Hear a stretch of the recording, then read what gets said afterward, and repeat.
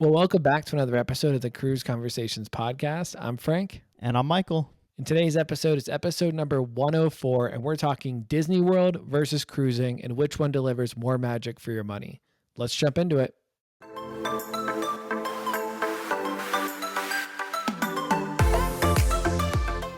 Well, Michael, we've never talked theme parks truly on this podcast, but we thought maybe today's the day. It's been long enough. We've hinted that we both do like going to theme parks and amusement parks, and I think it's a good comparison, right? And so we're going to talk a little bit about the value that you get for your money, what's included, some of the stress and things that come along with each option. So we'll get into all that. But before we do, we have a couple of big pieces of cruise news that we wanted to cover. It's been a while. We've had some guests on board. I know we did the cruise tweets last week, but this week we're going to go into our normal cruise news segment.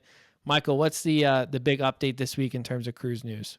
Yeah, Frank, so the first piece of news we have today, actually a couple weeks ago, Celebrity announced that they're going to be investing $250 million into their Solstice class of ships.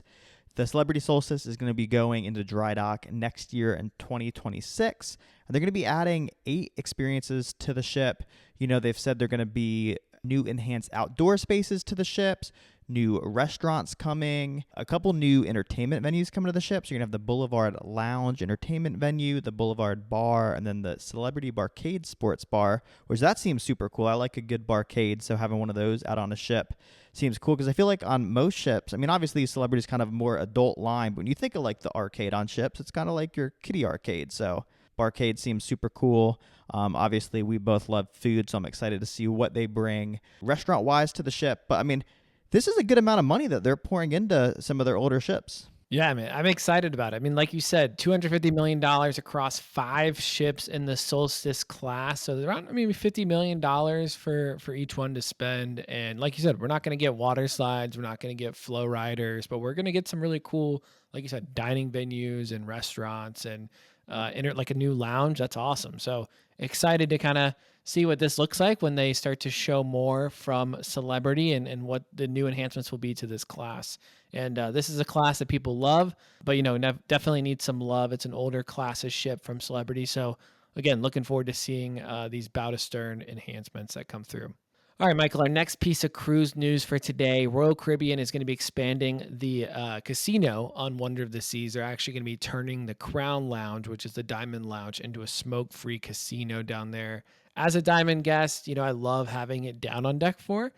They're moving it up to Deck 16. It will have an outdoor view, which is nice. But I think I'm going to miss Deck 4. Deck 4 gets a pretty congested down there with all the different shows in the casino, and it's pretty loud. So having that kind of private venue was really nice and quick, easy to access. So we're definitely going to miss that. I've voiced it on the podcast, many times. I wish they would turn the main casino into a smoke-free casino and then make a room or something that is smoke only, like you can go in there and smoke in a smaller casino. Royal Caribbean's kind of doing the opposite, where their main casino is smoking and then they'll have the smoke free. But either way, this is a big change, especially for those that are planning on sailing on Wonder of the Seas anytime soon. And those that have the Diamond access to obviously the Crown Lounge, you'll now have to go up to Deck 16. So small little piece of news there, but interesting to see, this is going with everything else they're doing across the Oasis class. This isn't like anything new, but just wanted to let those that are sailing on Wonder of the Seas, in the next year or so know that this is coming. Michael, one thing we forgot to mention, we kicked off hurricane season. It's officially underway June 1st through November 30th. So for those that have a cruise planned the summer months into the early fall, I guess that's pretty much the fall. Just be on the lookout, right? This is a good time to make sure you have travel insurance for your cruises.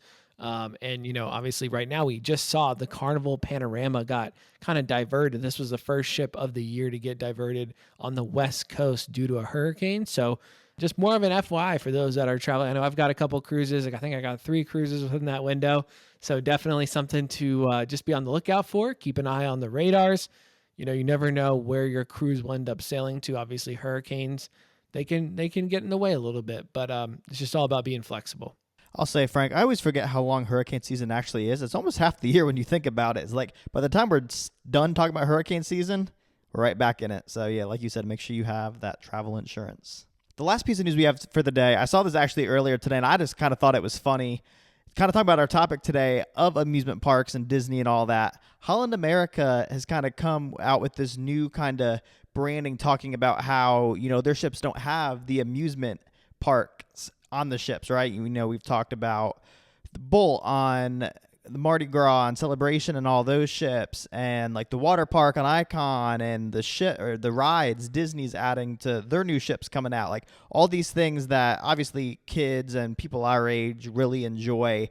And Holland America is kind of taking the opposite side of it. They're like, we have less people on our ships. We have about half the size of people on the ships. We're still sailing the Caribbean. We have a 1-to-2 guest ratio. So kind of, trying to get just the people that aren't really looking for the amusements and all that, sailing with them. So like I said, I just thought that one was funny going with our topic today. Yeah, Michael, that's a great transition. We're going to talk today about what it's like to go to Disney World for a weekend versus going on a cruise. And I think you'll get a very different experience depending on what cruise you choose, right? We're not going to really focus on what that Holland America experience would look like. Today, I want to focus more on the typical, the mainstream lines like Royal, Carnival, Norwegian, MSC, because I think there is a really strong comparison. And this episode kind of came about, like I mentioned earlier, we just got back from a Disney vacation, and my wife and I were in some of the lines, and we were just chatting about, what it really is, what is the main differences, right, between going to Disney World and going on a cruise. And I think there's some things that they have in common, and there's some big differences. So definitely want to break it down today, make recommendations on certain things. If you're this type of person, here's what you can expect. Here's what you can expect cost-wise. We'll go into the food, obviously the entertainment, the wow factor as well. But let us know. I mean, if you guys like Disney World, let us know. Send us a note on Facebook, Instagram. Just let us know, like, have you done both of these? What do you think are the main differences? If we leave something out, let us know, because we want to hear what you think as well. But this is also becoming more and more interesting, because I think Port Canaveral is becoming such a big port, right, Michael? So you have some of the biggest cruise ships in the world now sailing out of Port Canaveral. So a lot of times people will actually do Disney World and then they'll hop on a cruise. So we can kind of talk about that a little bit as well. But now let's kind of walk through. Like we said, we're going to go through some of the key things that you need to consider when you're kind of planning one of these vacations, right? They're very different vacations, but we want to talk about them in terms of the cost, the food, the overall experience. Obviously, the part that you can't really tweak about a cruise versus Disney World is that you're in one place versus you're getting to see multiple places. So we'll talk about that.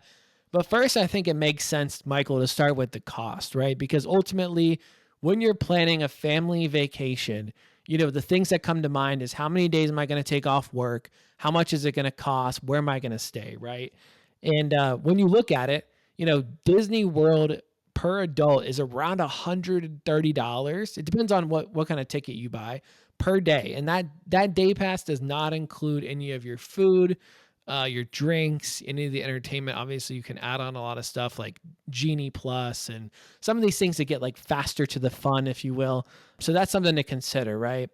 In terms of cruises, it's a really widespread pricing. So we usually say that we try to stick between $70 to $120 a day. That's usually maybe like an interior. Anywhere above that, you probably could get a balcony or a suite. Obviously, what's included in your cruise fare is your meals, your lodging, your entertainment, but then you add on your drink packages, your excursion, your Wi-Fi. So looking just at the base price, you probably can book the cruise, which comes with your food and your entertainment, for about the same price as you can book, one day at Disney for a person. I know that these prices are they're going to change. There's always going to be a little bit of fluctuation. But this is just as of now, and obviously we're recording this in June of 2025. So it may change, but this is just a quick breakdown on what that price looks like when you're comparing both of these. And I think one thing you left out too, Frank, is the cost, just like your accommodations too, right? When you're staying at Disney for however many days, because you got to add that on as well.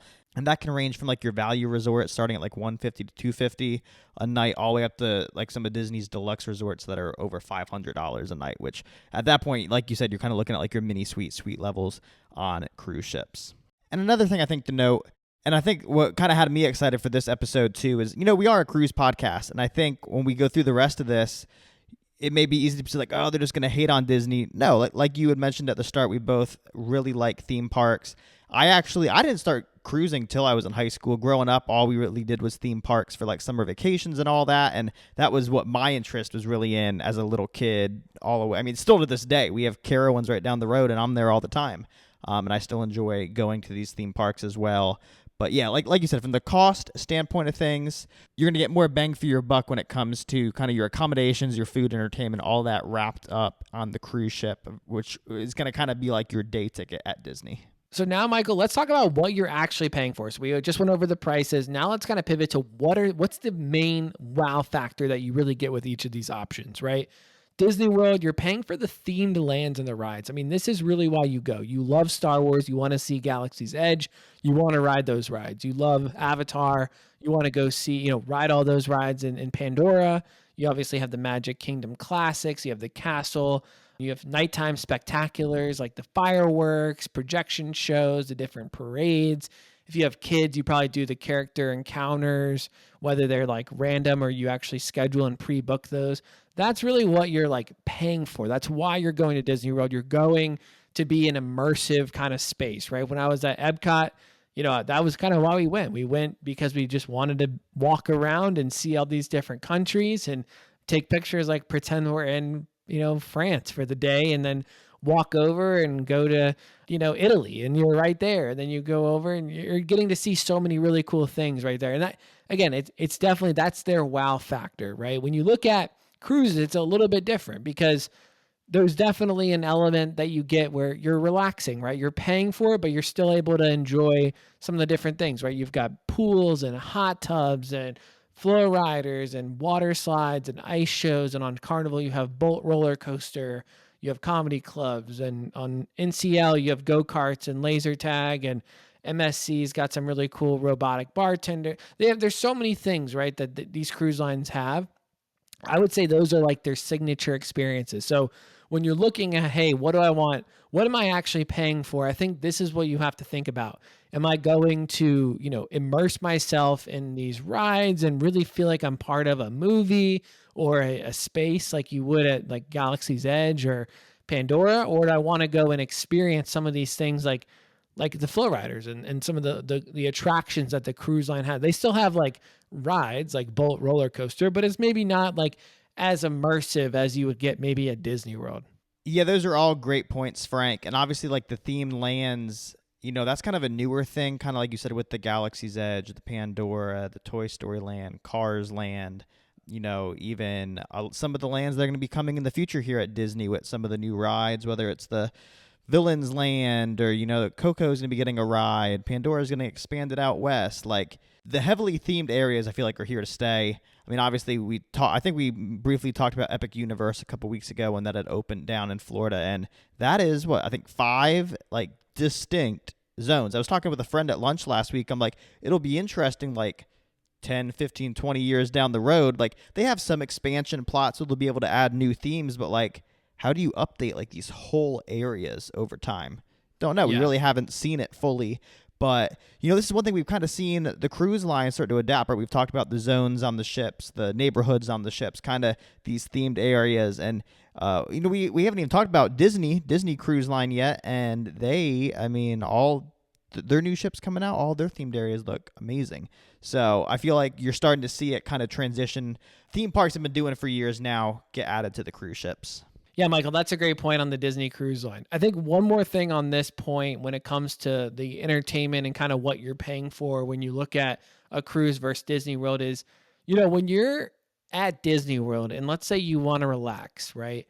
You almost feel like you're losing out on what you paid for, right? So if I go to Epcot or let's say we go to Magic Kingdom and we're just wanting to relax and have a seat and we're only there for 1, 2, 3 days and we only get to see that park one day. Like to actually sit down and relax and enjoy yourself, you feel like you're almost losing out, right? You're missing out.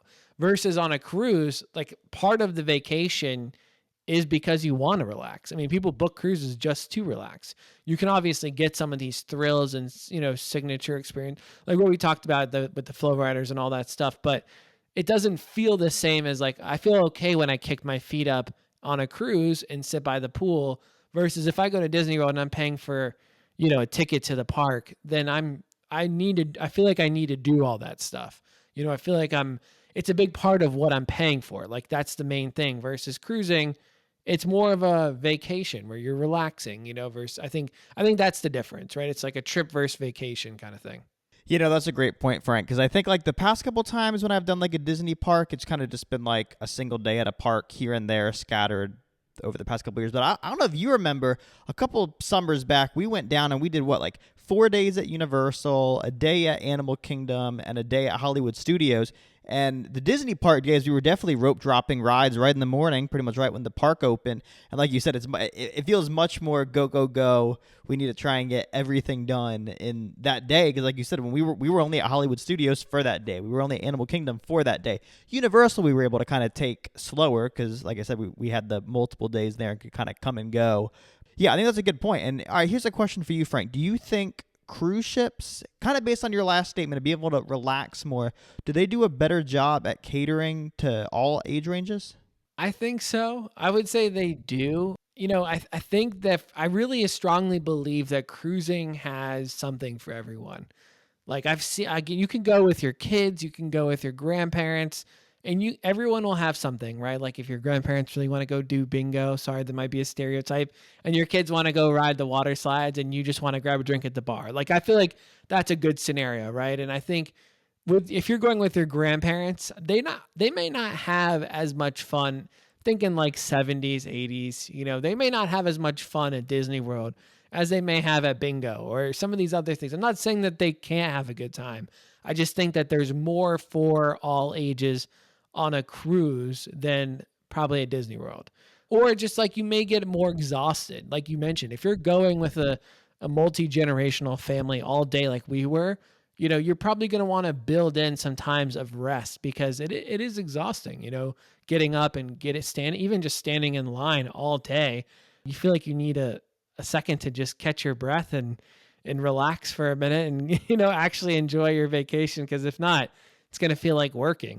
So I think that's a good question, Michael, but I want to bring us back to one thing we talked about earlier. So when you think about, do I want to do Disney World or do I want to do a cruise? I think one thing you got to remember is that you're going to Orlando versus a cruise. You really have the option to hit a bunch of stops. I mean, that's the selling point, right, of a cruise is that, yes, you can go to Mexico, Jamaica, Puerto Rico. You can go to private islands like Coco Cay. You can go to the MSC, Ocean Key. I mean, there's so many awesome places that you can go to on a cruise. I really, really do like Epcot, the fact that you can see all these countries and eat all this different food.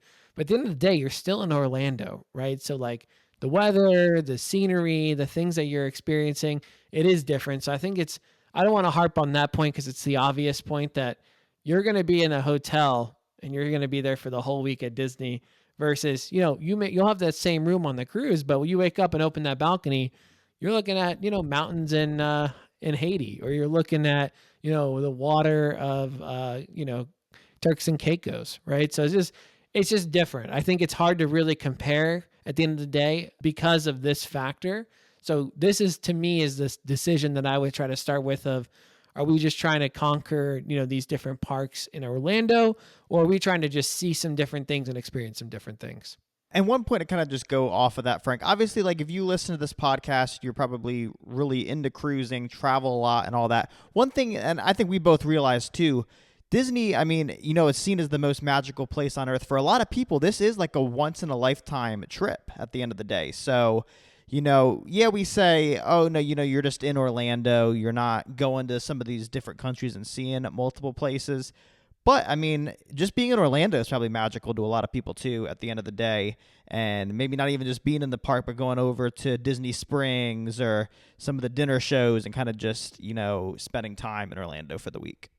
Now, speaking of spending time in Orlando, Frank, obviously, like we mentioned, your cruise fare is going to be coming with your meals throughout your day, your included dining, specialty dining, and all that. And that's one thing you're going to have to think about when you are at Disney for the week, whether you're doing counter service restaurants in the different parks or sit down dining, or even just kind of trying to plan where you're going to go out and eat, if you're going to eat outside of the park, outside of the resorts. And I think this is one thing, as much as I love food, this is something I struggle with. I feel like when I'm traveling, when I go to new places, is I'm the type of person, I will research places over and over and over. I'll get on Yelp, I'll read all the reviews to try and feel like I have to pick, the perfect place to go eat. And I think that's one nice thing with cruising at the end of the day is, I know I'm going to the main dining room or specialty dining each night, and that's about it. There's only so many options on the ship, and I don't got to think about it as much. I think that's kind of the one nice thing with cruising is, like you said, you don't really got to think about it. And that's something, one, is going to be an extra cost at Disney, but two, you may have to think over a little more versus, like we said, on a cruise. Yeah, and I think the other thing that is important to note with dining at Disney is that if you do want some of these sit down or these themed experiences like Space 220 at Epcot, you do have to plan ahead. You can't just show up. I mean, similar to a cruise, you could probably show up to specialty dining and still get in. Maybe it's not like maybe not Royal Railway on Utopia. That's definitely the one that's a tough one to get that I've experienced in the past. But for a lot of the special dining experiences, like the character dinners and things like that, Cinderella's royal table, you really got to plan ahead. You can't just show up. You have to, I think it's 60 days out. You actually have to book that. So just something to keep in mind. In terms of the quality of the food, I think the food's pretty good. I would say it's pretty comparable, depending on again, what cruise line you're choosing, where you're actually eating on the cruise. And then at Disney, again, Epcot had some really great food. And then, they have a wide variety right there. So you can find a lot of things. I think they're really flexible in terms of if you have dietary needs, just like on the cruise, you won't have any issues if you do have any dietary restrictions. But it's just something to keep in mind, like you said, Michael, is that you kind of have to make a plan, right? Every minute that you're in the park, you're kind of spending money, if you will, because you're paying for that ticket. So we actually did do like a sit down restaurant when we were at Epcot. We ate at the French restaurant and it was really good. But at the end of the day, it did kind of remind us of a main dining room meal. And again, we did pay, almost $60-$70 a person for that. So that's what kind of made us think about this when we were doing this episode of like, seems like a pretty good comparison to do, because this felt like a cruise meal right here. Yeah, Frank, you kind of just mentioned like the mental load of planning, right? And I think that's another great thing to talk about. You mentioned the 60-day window to start booking your dining reservations. You have your early mornings trying to get Genie Plus, Lightning Lanes, depending on what rides are being offered at the time. There's a good amount to it. I mean, you got to, like you said, do all this planning beforehand. You may probably have to make a spreadsheet, right? Kind of really figure out what you want to do. There's different apps out there that can kind of help you prepare, different websites that kind of will give you all different tips and tricks. And even the cruising side too, Frank, you got to get on about 90 days out to check in for your cruise and choose your boarding time. And there's a certain window too where like reservations will open for excursions and your specialty dining and all that. So both of these are going to have things you're going to have to do kind of leading up to it. So you're not just like thrown into the fire when you get on the ship or show up to Disney. Yeah, you bring up a good point on the apps, right, Michael? Because when you get on the ship, when you get on a cruise, right, you really do. So nowadays, you kind of rely on your phone a little bit. I'm not crazy about that, but you do have like the menus on there. They have the all of the activities for the day now usually are on your phone. When I'm at Disney World, man, I'm on my phone the whole time. Like I don't put it down because I'm looking at the lines, looking at where I'm gonna go next. Like it's constant on your phone. I know that I complain a lot on the cruise. Like I said, you do use your phone a lot more now than you used to. You used to be able to leave your phone in the safe and go out on the cruise and have a good time. But definitely need it more. But at Disney, you definitely want to have your phone in the hand. Even when you're in the lines, you're checking what's next, what's the wait time for Ratatouille, what's the wait time for Guardians Galaxies, and you're looking and you're trying to figure out, okay, do I want to do this? Do I want to do that? What's next? Where am I going to eat? So you really do have to have a plan. And like you said, there's apps that you actually can pay extra for that will actually scan the Disney wait times and like book stuff for you. So there's this whole other thing that like helps you because of all the stress. If you're going to do it right, if you only have one day with Disney, they actually have all these other things you can kind of add on, or all these companies have come out and now created apps and technology to help you make it a better day. Because if you only get one day, you really want to maximize that day that you have at the park. All right, let's talk about kid-friendly features, right? So a lot of times when we talk about Disney World, people are booking it because of the kids, right? They want to take their kids. Their kids are watching Mickey and Minnie Mouse. They're having some nostalgia. Even as an adult, when you go to the parks and you see Mickey, it makes you feel a certain way, right? And so let's talk about what that looks like. What are those kid-friendly features, or what are those features that we really like at Disney? And I think one of the things that really stands out for me that Disney has that works really, really well and it's really cool is those magic bands. So I got one when I went down, and what you can do is you actually can like do these circles and things around the park, and they actually light up and make sounds. They have really cool, I mean, they have the lightsabers as well, and even Universal has the wands, but these magic bands basically it's your way to interact through the park, and it's really cool for kids. I think it's super super fun, and it's a really cool way for the kids to be interacting with the different things around the parks.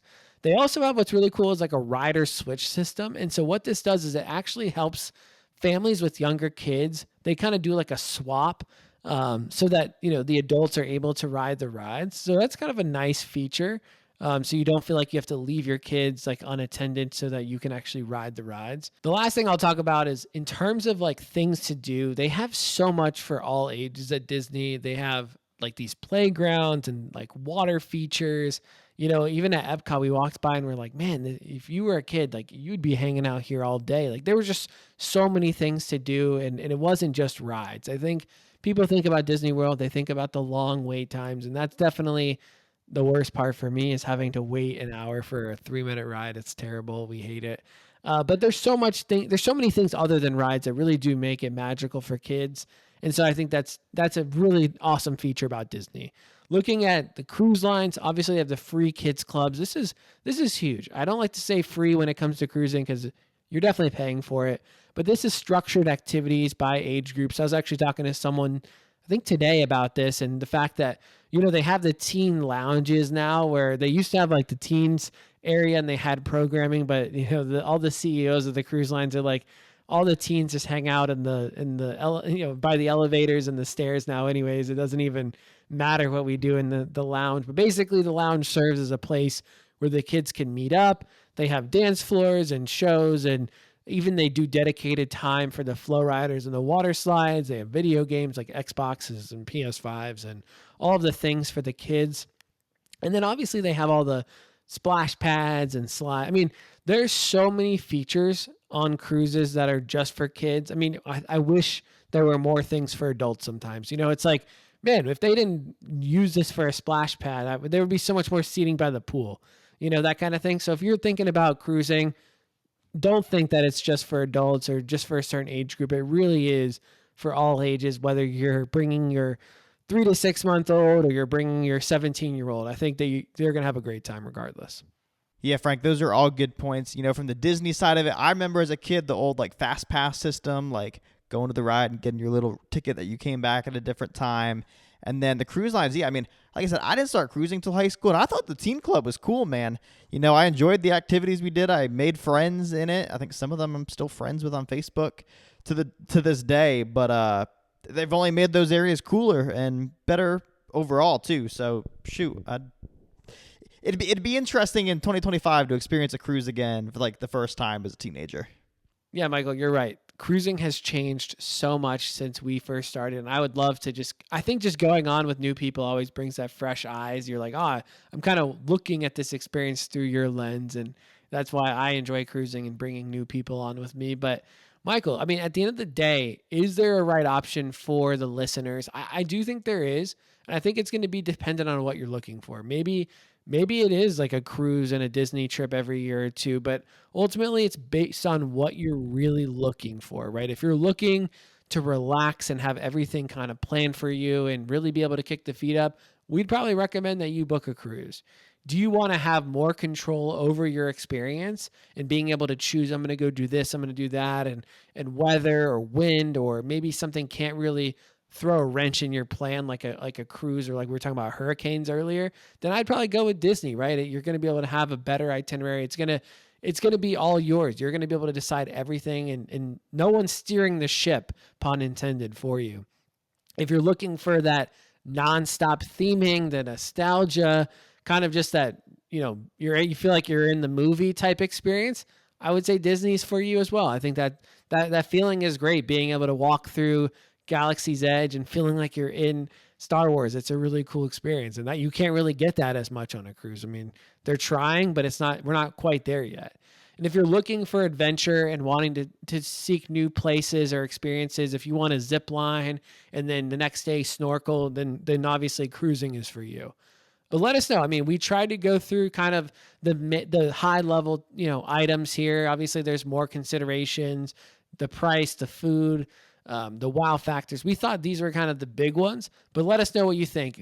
Why would you want to choose Disney over a cruise? Write us in. Like I said, you can send us an email, cruiseconversations@gmail.com. You can also just drop us a DM on Instagram at cruiseconversations. And let us know what you're thinking.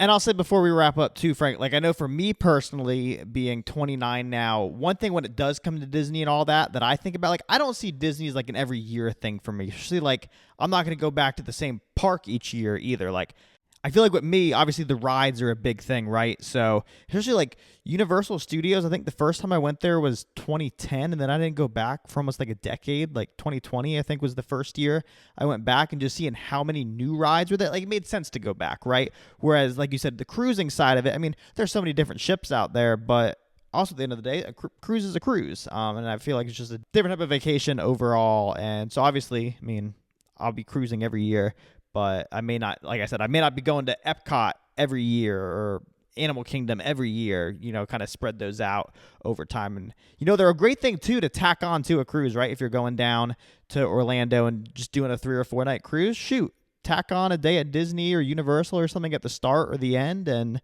expand your vacation. Michael, that's a great point. I feel like it is like if you're going out of Port Canaveral, it is a perfect idea to add one day at the parks.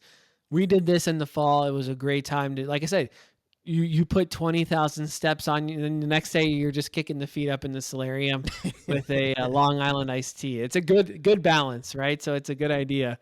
But we hope that you guys got something out of this. We hope that you enjoyed our breakdown of Disney World versus cruising. And let us know if you're interested in booking a cruise. We'd love to help you. We've been booking for a lot of our clients right now. It's been super busy. You can shoot us a text at 704-313-8556. You can also check out our site. We've got a lot of resources out there. cruiseconversationspodcast.com. You can go look and see the cruise options yourself. You can also get more information about us and what we do. With that, thank you so much for listening to another episode of the Cruise Conversations podcast. We'll see you back here next Wednesday.